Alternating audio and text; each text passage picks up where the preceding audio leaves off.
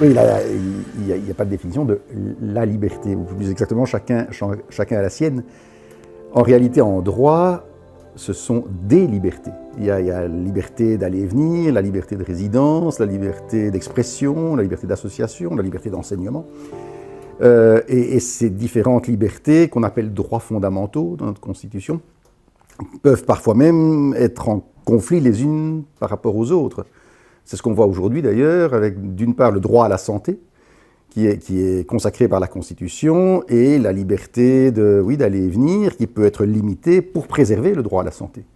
Et donc vous pouvez avoir deux libertés finalement en contradiction, et qu'il appartient à l'autorité de faire une espèce d'équilibre entre l'une et l'autre, et d'admettre des restrictions des unes par rapport aux autres, précisément pour protéger l'une et l'autre. Autrement dit, la liberté est quelque chose qui est à multifacettes aujourd'hui et qui peut justement générer des restrictions de l'une pour protéger l'autre.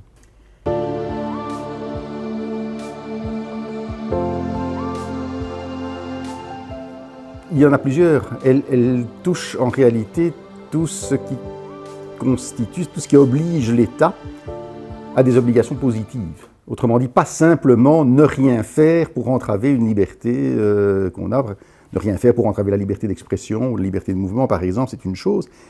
Mais il y a toute une série de droits fondamentaux qui impliquent dans le chef de l'État des actions positives.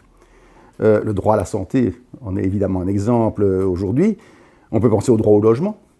Autre exemple, où par exemple vous avez toute une série de gens qui n'ont pas accès à un logement décent, comme le consacre la Constitution, et d'autre part, une flopée d'immeubles vides, j'ai encore lu ça dernièrement, au sein de la région de Bruxelles-Capitale.